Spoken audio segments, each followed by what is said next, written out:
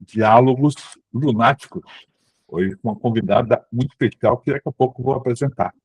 Como disse Manuel de Barros, e a gente sempre começa diálogos com Manuel de Barros, o verbo tem que ter aderido, e a gente pega um livro qualquer do Manuel, que é o Faixa Imóvel hoje, e a gente vai ler um trechinho, para ver o que tem a ver com esses diálogos lunáticos. O solitário.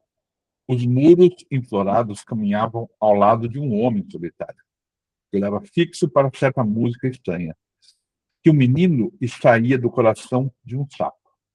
Naquela manhã dominical, eu tinha vontade de sofrer. Mas, sob as árvores, as crianças eram tão comunicativas que me faziam esquecer de tudo, olhando os barcos sobre as ondas. No entanto, o homem passava ladeado de muros. Eu não pude descobrir em seu olhar de morto o mais pequeno sinal de que estivesse esperando alguma dádiva. Seu corpo fazia uma curva diante das flores. Essa frase aqui, né?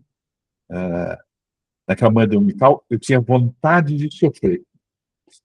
Me pegou de jeito. Bem importante essa frase. Dani Suniga, se apresente, seja muito bem-vinda aqui.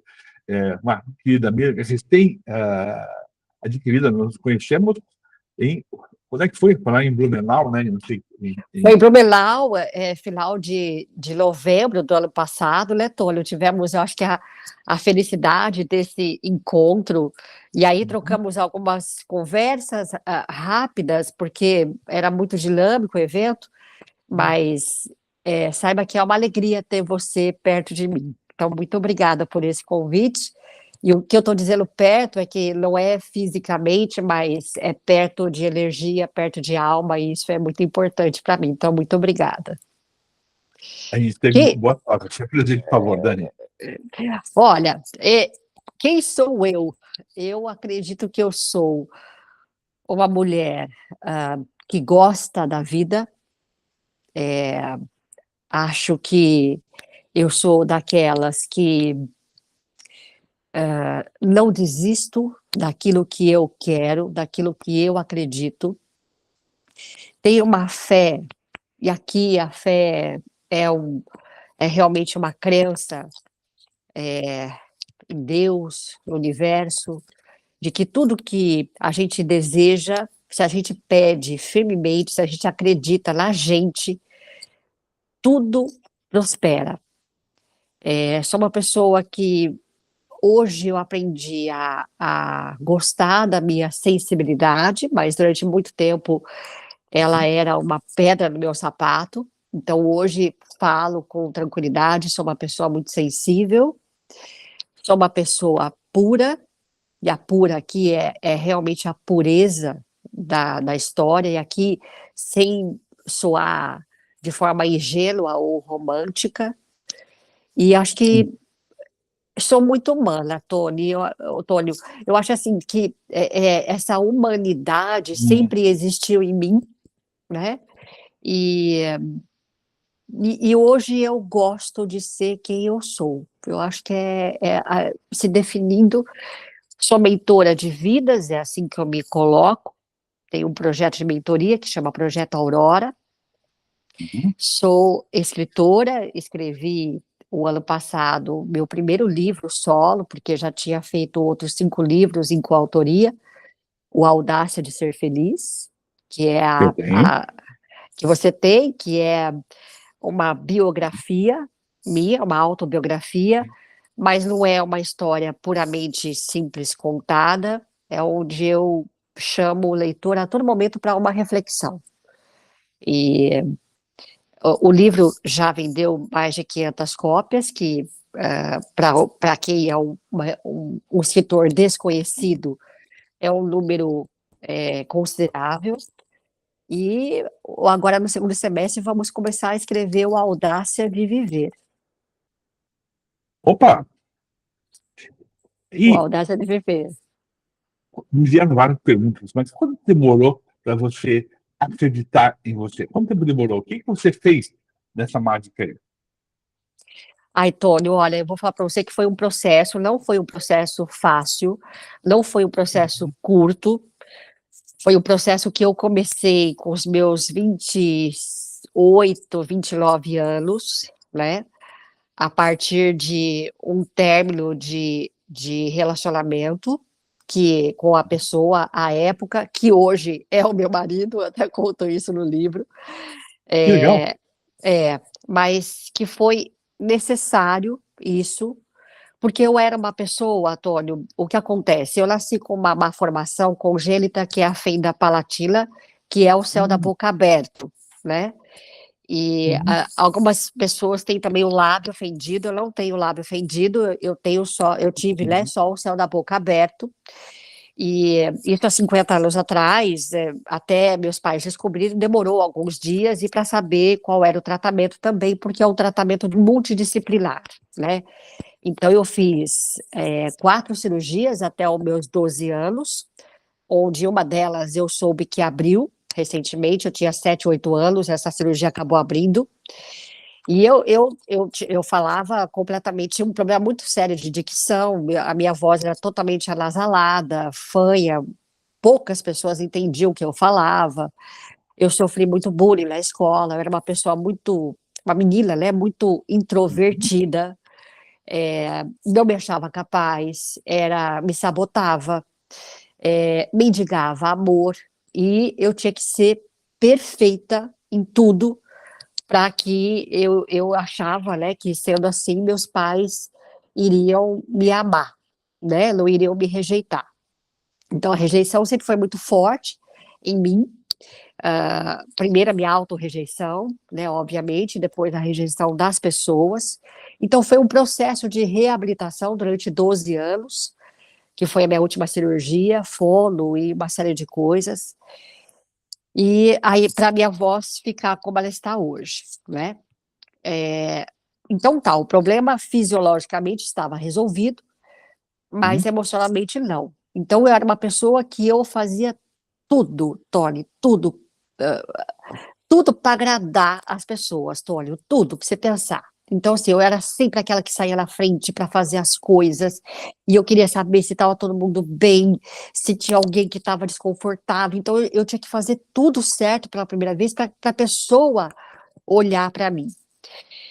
Eu me achava, e eu falo isso hoje com naturalidade, eu me achava muito feia, uma menina muito feia, uma mulher muito feia, até ali uma jovem mulher muito feia, então eu não me olhava no espelho, eu tinha pavor de espelho. E eu, nos meus relacionamentos, tive 2 relacionamentos antes desse com o meu namorado, que hoje é meu marido, que foram relacionamentos onde eu queria sempre agradar, para ser amada, para ser vista, né, entre outras coisas. E com esse meu namorado, que aí eu entrei num colapso mental, físico, emocional, eu fazia de tudo para agradar e ele rompeu comigo. E aí, naquele momento, tudo veio à tona, a rejeição veio à tona, enfim, tudo que estava guardado até então, que eu não havia trabalhado adequadamente na minha infância, na minha adolescência, no início da juventude, veio à tona. E aí eu fui buscar terapia, inicialmente, né, porque estamos falando de mais de 25 anos atrás, então nós não tínhamos as terapias integralistas, holísticas que nós temos hoje, né? Nós tínhamos só muitos livros, muitos psicólogos. Eu tive a felicidade de ter uma psicóloga maravilhosa, que eu agradeço ela até hoje, ela está no livro, inclusive, que me Como é o nome fez dela? começar. É Beatriz Gerim, ela é aqui de Campinas, hoje ela não atende mais, ela deve estar com seus 83 anos, mais ou menos, né? Mas é uma mulher formidável que mudou a minha vida. E as sessões não eram fáceis, né, Tônio? Não eram fáceis. Assim, ela não era aquela profissional que me dava trégua. Não, ela ia até eu. E eu me lembro que eu cheguei na primeira sessão e falei para ela, falei, olha, eu tô sentindo de que eu fui atropelada, eu tô inteira machucada, arranhada, com cortes, amostras, e parece que jogaram álcool em mim. Então eu tô assim, eu tô nesse nível de dor. E aí começamos a trabalhar, né? E, e foi um processo. Então eu fiz terapia durante 8 anos, ininterruptos. Fui fazer alguns cursos à época, né? O Tadashi Kadomoto também é um deles que me ajudou muito, cito ele no livro. E fui fazer leituras, enfim, fui buscar tudo que eu queria, ou que eu podia, Antônio, para poder entender quem eu era. E aí eu me identifiquei com uma pessoa de que eu gostava da vida, mas eu achava que a vida era muito dura comigo, à época, me rejeitava, não sabia dar limites para as pessoas, não sabia dizer não, então eu fazia tudo, passava por cima de todo mundo via na minha frente, depois lá atrás é que eu via, né? E eu percebi que isso não tinha amor próprio aí, né? Eu era desprovida de amor próprio, totalmente. E aí começamos esse resgate. Então, eu comecei com 28 anos. Só para entender, Dani, que isso que idade você estava na época? 28 anos. Isso. Comecei com 28 anos. E aí fui fazendo todo esse processo. Então, foram 8 anos de terapia, a partir dos 28 anos.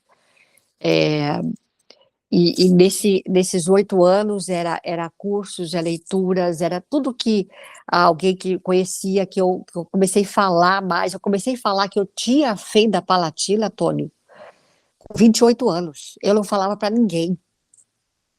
Ninguém sabia. Então, nem pro meu namorado, que hoje era meu marido, quando nós namorávamos a primeira vez, eu não falei para ele.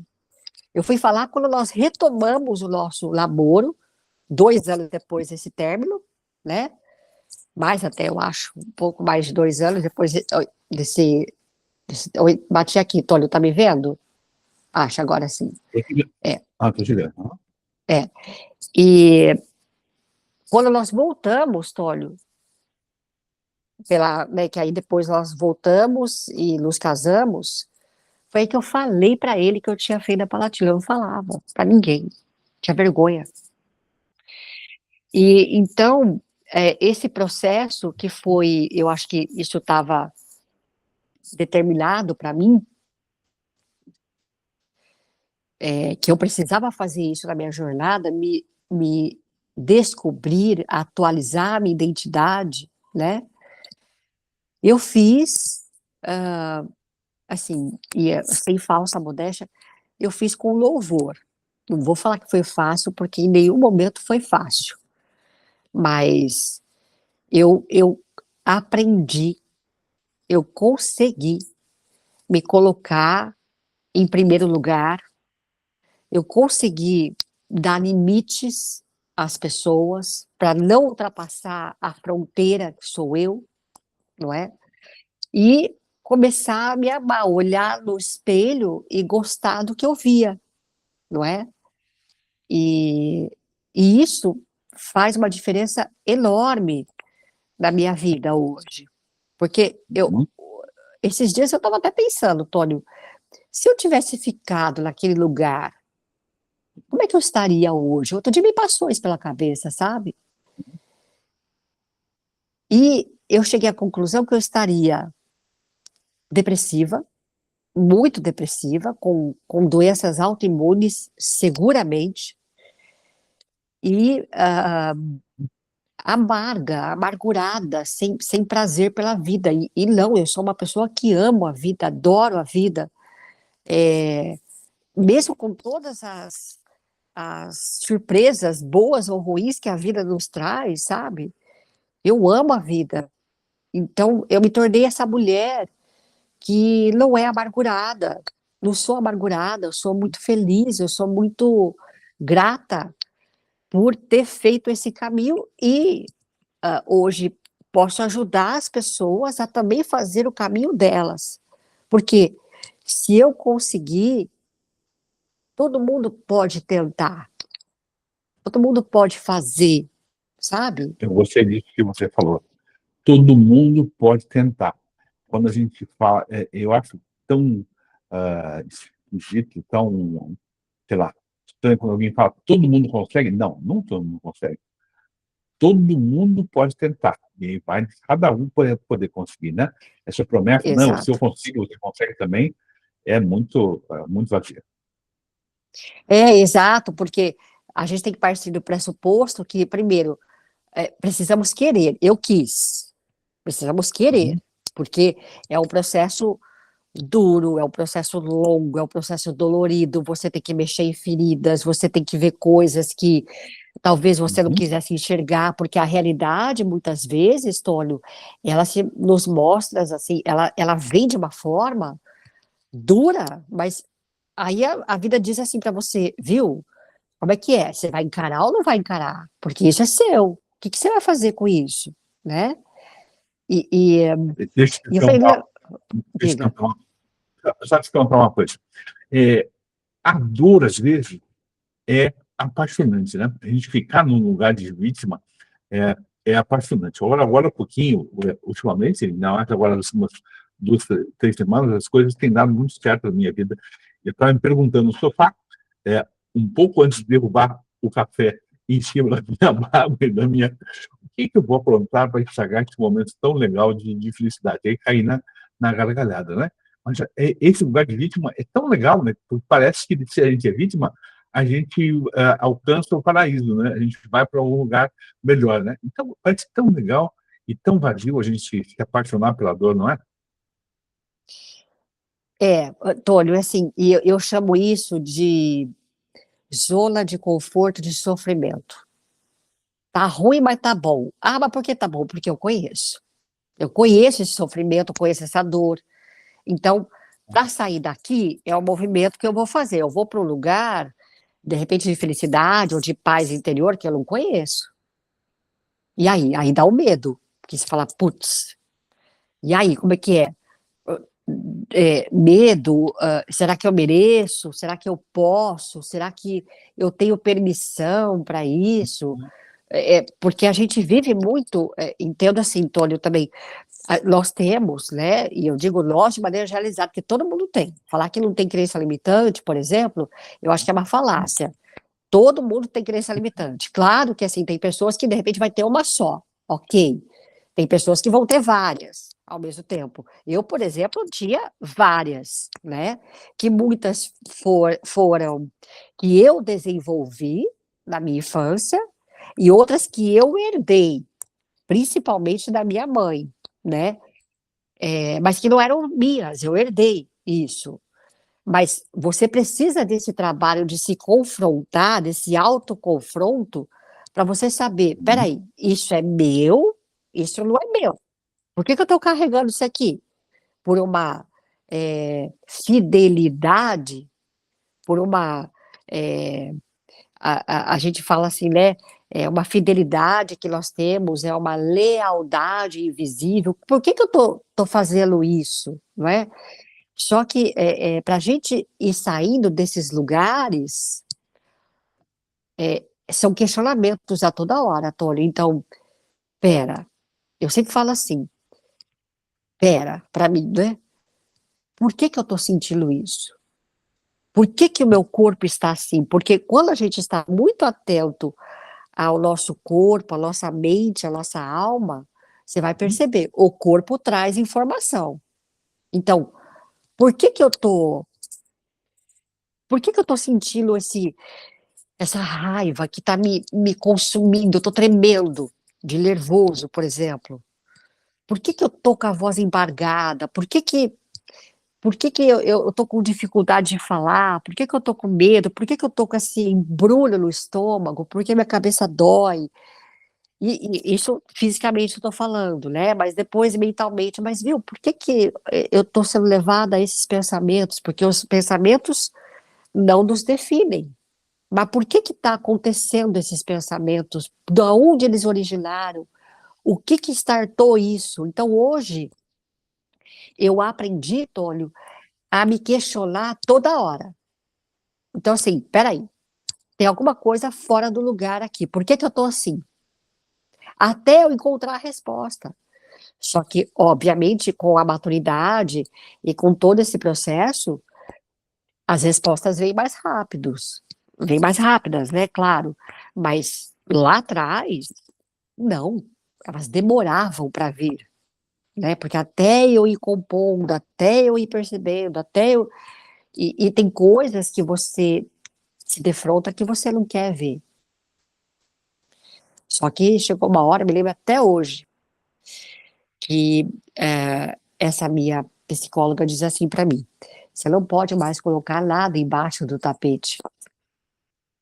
Não cabe mais nada aí. Vamos tirar esse tapete, vamos fazer uma faxina agora. E eu me lembro que foi uma das sessões mais difíceis. Me lembro que ela falou: hoje é o dia da faxina. Eu falei: meu Deus do céu. E, e a gente precisa fazer essas faxinas, Tônio, se a gente quer evoluir, se a gente quer se tornar uma nova pessoa, se você quer se atualizar em termos de identidade, porque a gente vai modificando ao longo da vida, né? Claro que existem valores que não vai mudar. Então, por exemplo, eu tenho amigos de longa data que me conheceram há 20 anos atrás, às vezes falam: você não mudou nada. Logicamente, em termos de valores, eu não mudei, né? Alguns valores continuam os mesmos, mas em termos de comportamento, eu mudei. Então, é esse processo que a gente tem que fazer na vida.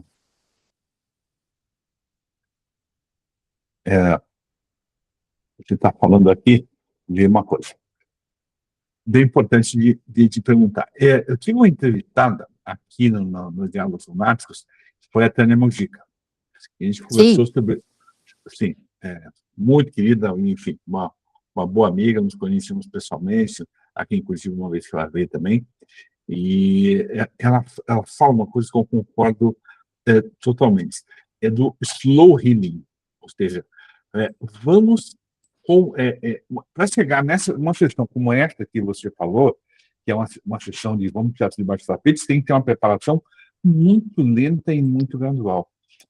Algumas pessoas fazem o método inverso, e vão e usam substâncias, e parece assim, é só tirar os isso. traumas, e aí as pessoas estruturam mais ainda. Como é que você vê essa questão do slow healing? Achei tão interessante quando a Tânia falou isso. Eu acho que é necessária, né? Tem que ser um processo. Uhum. Vejo muitas pessoas que chegam, às vezes, até a mim, ou à minha volta, usando substâncias para já fazer tirar esse tapete de uma vez Uhum. só. Muitas vezes não estão preparadas pelo que vem, Tônio, não, porque vem coisas cabeludas, né? Vamos chamar assim. É a palavra que me veio aqui, né? Então, vem coisas cabeludas. Então, precisa preparar. Então, é, é, vamos começar. Olha, eu usava com a minha psicóloga assim. Aí, nas primeiras sessões, foi como se ela tivesse me colocado tudo atadura. Ela me colocou tudo atadura, né? E eu me lembro que eu fiquei algumas semanas com essa atadura para começar a cicatrizar aquelas feridas. E aí, passado, né, as primeiras semanas, a gente começou uma sessão, me lembro. E aí, começando a sessão, eu disse assim para ela, eu falei: Bia, eu estou me sentindo como se você estivesse tirando cada uma das ataduras. Tem umas que já cicatrizou, né? Então tá tudo bem você tirar. Mas tem outras que eu tô vendo que a ferida tá aberta ainda. O que que nós vamos fazer? Nós vamos tirar, ela falou. Bem devagar, mas nós vamos Uhum. tirar. Ela ia na minha metáfora, sabe? E ela falou assim: logicamente, nós não vamos tirar todas as ataduras, mas nós vamos por parte. Então, nós vamos tirar, vamos ver uma aqui, tirou, tá tudo bem, então vamos nessa daqui, tirou, tá aberto, mas aguenta fazer um curativo aqui? Aguenta, então vamos. Então, eu usava essas metáforas com ela na sessão, Tônio, sabe? Porque essa questão da gente usar a substância é justamente isso. Eu acho perigoso, principalmente, me sinto à vontade de falar isso aqui, muitas pessoas recorrem a profissionais que não estão preparados para Uhum. fazer esse descobrimento, né, vamos chamar assim, não estão preparados para o que vem depois, para auxiliar, e dispensam as pessoas, e as pessoas ficam com isso latente. Como é que você faz? Né? Então, eu tenho muita ressalva sobre isso. Se você me permite, eu gosto muito do Nísio Neto, que é o ator, dublador, ele, Uhum. ele é filho do Chico Anísio, e ele perdeu um filho Uhum. alguns anos atrás. Eu vi várias entrevistas dele, sigo ele, e ele falou que ele perdeu o filho por conta da ayahuasca, né? Eu acho. Porque Ah, o filho tinha já, obviamente, alguns comportamentos, e começou a ficar viciado nisso, mas em uma sessão ali não deu conta e ele se jogou no mar e acabou morrendo afogado, né? Mas foi o que ele falou, eu não consegui fazê-lo parar, porque ele já era um adulto, né, Tônio? Mas eu não consegui fazê-lo parar. Então, assim, a gente precisa ter consciência de que é um processo, Tônio, gradual. Tudo precisa ser na vida gradual. Porque aí você vai aos poucos, você está preparado? Preparado. Então, vamos. O atleta que vai para a Olimpíadas, o atleta que vai para a Copa do Mundo, ele não vai começar a se preparar de véspera. Ele está em forma.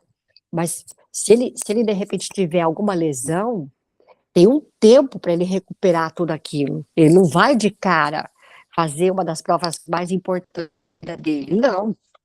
Então, é sobre isso, é a gente ir aos poucos, para ver se a pessoa dá conta, mas o dar conta que eu quero dizer aqui é dar conta da dor que vai sentir, porque uhum. é doído, Tônio, e aí tem que ter um profissional que, nesse descobrimento, nessa dor, acolhe também.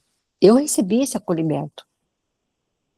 Uhum. Então, é necessário também fazer esse acolhimento, porque muitas vezes a gente vai em coisas que a gente vai ficar totalmente vulnerável, totalmente carente, mas o carente que eu estou querendo dizer aqui é carente de um afeto, de uma palavra, de um toque, para dizer, ó, tá tudo bem, eu estou aqui.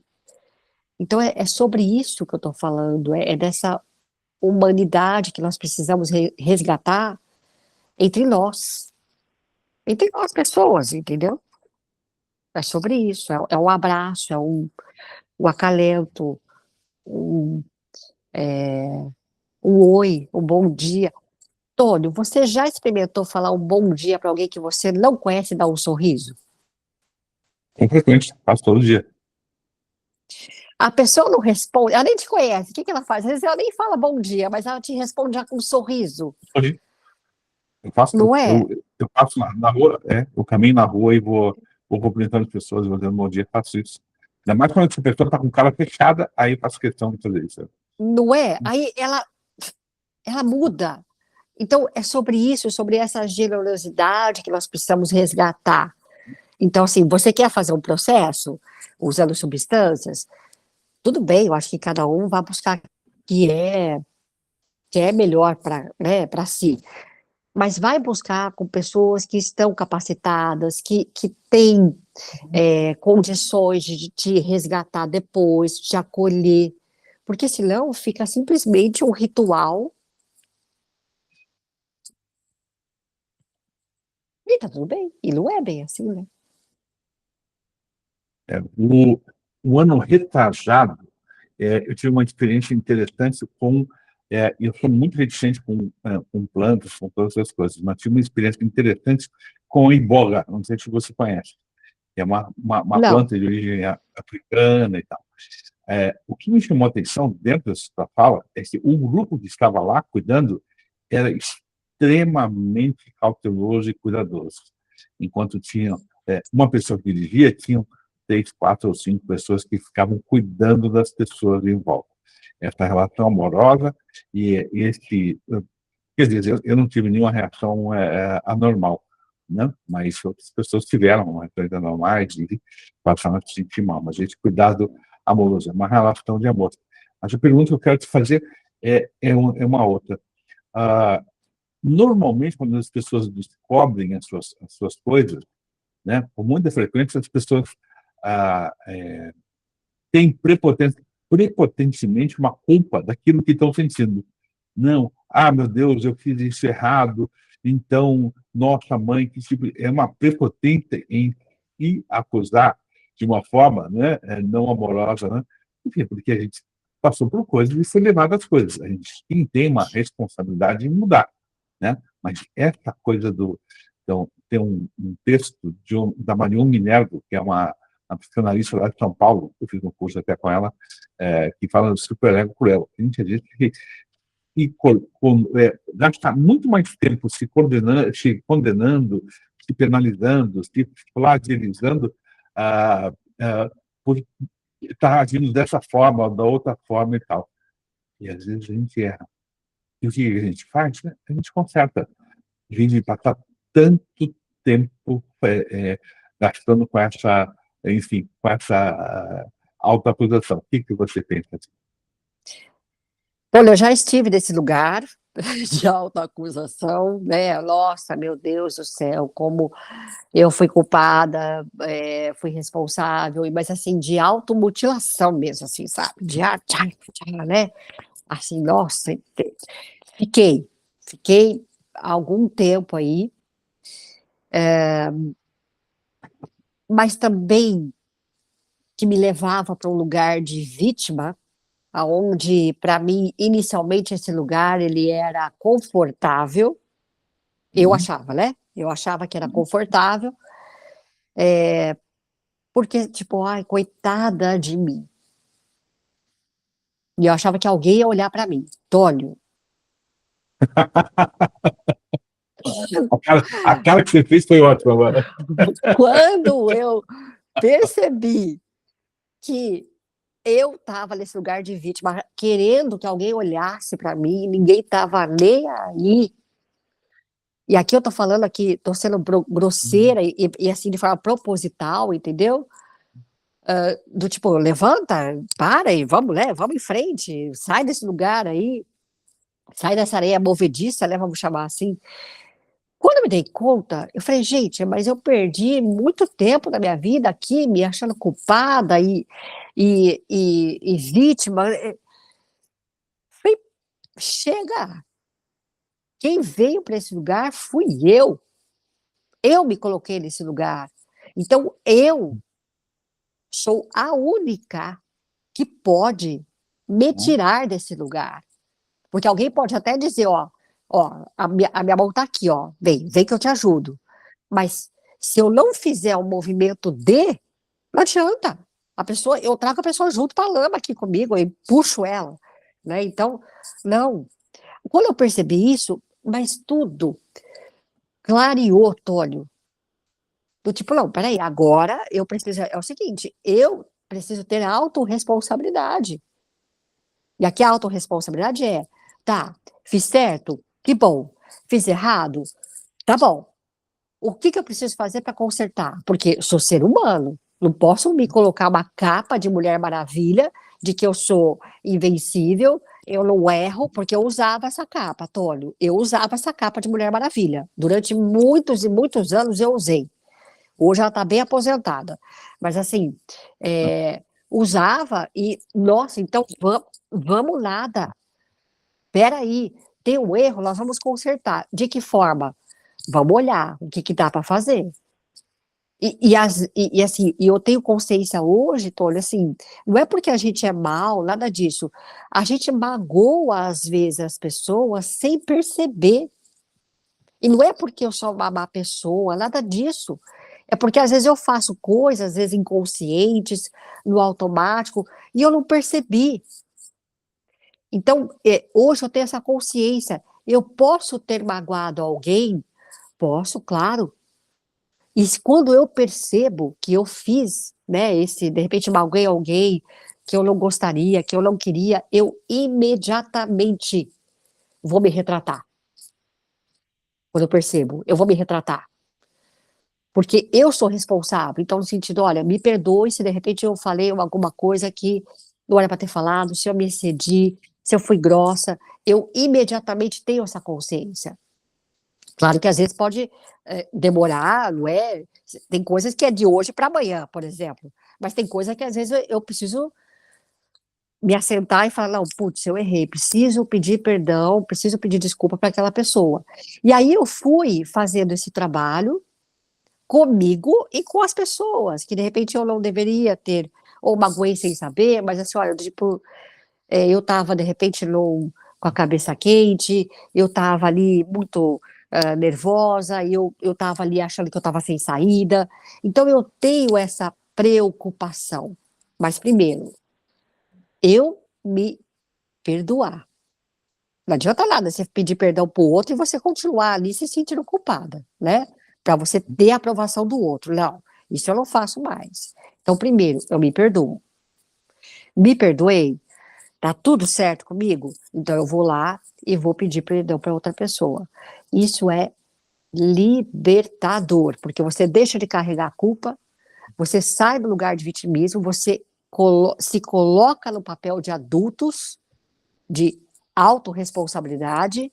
Então, sou responsável. Se eu errei, vamos consertar. Se eu acertei, que bom.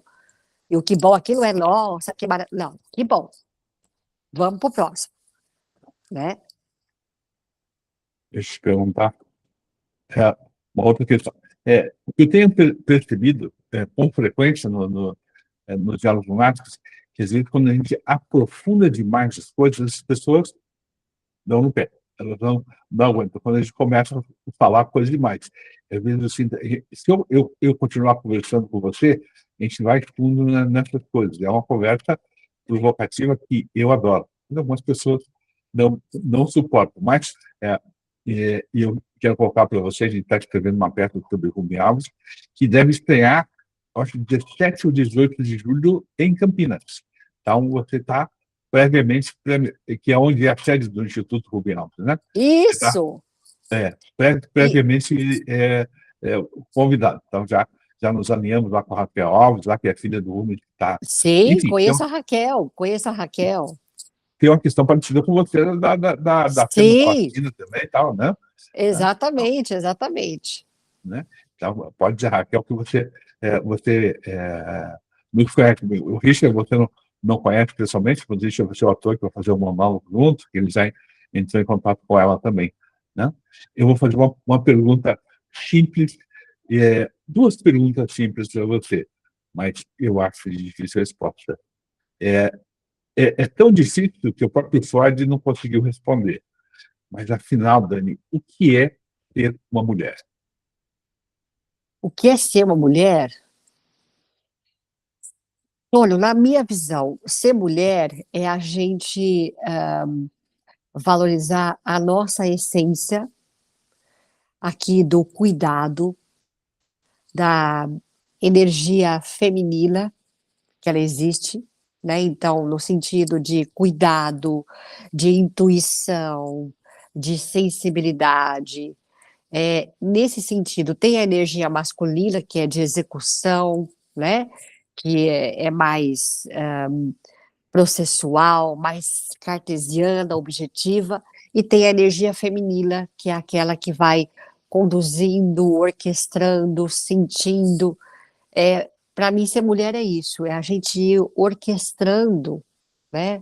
É, a nossa vida. Eu tenho filhos, por exemplo, ainda que são adolescentes, mas meus filhos, e conduzindo tudo isso de uma forma gentil, de uma forma sensível, intuitiva, usar a intuição, que nós mulheres, eu acho que a gente tem isso muito mais aflorado, e o cuidado, para mim é isso, ser mulher. Eu acho que nós vamos desenvolver sempre mais esse lado mais feminino, né? O lado masculino já é mais inerente, mas esse potencial de alma feminina nos homens, acho que é essencial, e vejo alguns grupos de homens tentando chegar nesse lugar. E a É, última pergunta, a mais simples de todas e a mais complexa ao mesmo tempo é, Dani, afinal, o que é a vida? Você sabe que eu assisti durante muitos anos o programa Provoca com a Burranja, ele falava É, sobre isso. não, essa minha provocação veio exatamente do Abujamra. É uma Ctrl-C, Ctrl-V, uma cópia da pergunta do Abujamra que estava sensacional. E hoje é o Marcelo Taz que apresenta, ele também Aham. continua fazendo essa pergunta, né? Hum, A vida, Tônio, a vida para mim é uma jornada que tem hora para começar, hora para acabar, terrena aqui, né? Mas ela continua depois, mas é uma jornada terrena aqui, hora para acabar, hora para começar, e nós precisamos viver de forma intensa, buscar ser feliz, da forma que a gente entende o que é ser feliz, a todo momento, ter a audácia de ser quem a gente é, ser quem a gente veio ser, fazer o que a gente acha que a gente precisa fazer, de acordo com a nossa essência, nossos valores. A vida é isso, a vida, ela estica, puxa, né? Mas o que ela quer da gente é coragem, como diria Guimarães Rosa. Então é isso, é a gente ter coragem de se transformar uma pessoa muito melhor do que a gente chegou aqui. Isso para mim, essa é a vida. Onde é que as pessoas se encontram aí nas redes sociais? No Instagram, na sua atividade, tem o teu diálogo com Dani, o que você tem? Olha, eu tenho o YouTube, que tem muita coisa do diálogo lá, e também no Spotify, Spotify é Diálogos com Dani, que é o meu podcast. YouTube é o meu canal, @Dani Suniga. Tem o Instagram, que é @dani.suniga. E quem quiser meu livro, está na Amazon. Então, o Audácia de Ser Feliz já está na Amazon. Quem quiser é só ir lá e pegar pelo livro. E é assim que as pessoas me encontram, me acham. É um livro que eu tenho, já não li o livro todo, porque é um livro para se ler bem aos pouquinhos, e voltar, mas, Dani, é um prazer conversar com você. É um prazer provocar as pessoas. Eu acho que sempre essa provocação, eu gosto desse tema, sempre que me chamam para a palestra, para ser palestrar, mas é melhor provocar. Adoro essa provocação. E, enfim, já começamos com o Manuel de Barros me provocando, né? Você também com as coisas que você falou, imenso prazer. Obrigado pela tua participação. Eu acho que daqui a um tempinho a gente vai ter que gravar outro. A gente vai ter que gravar essas pílulas, né? Para que elas possam ser digestivas e não indigestas, né? Exatamente. Tônio, eu que agradeço, muitíssimo obrigado. É sempre um prazer falar com você. Olha, um beijo grande para você e para todo mundo que nos viu até aqui. Obrigada.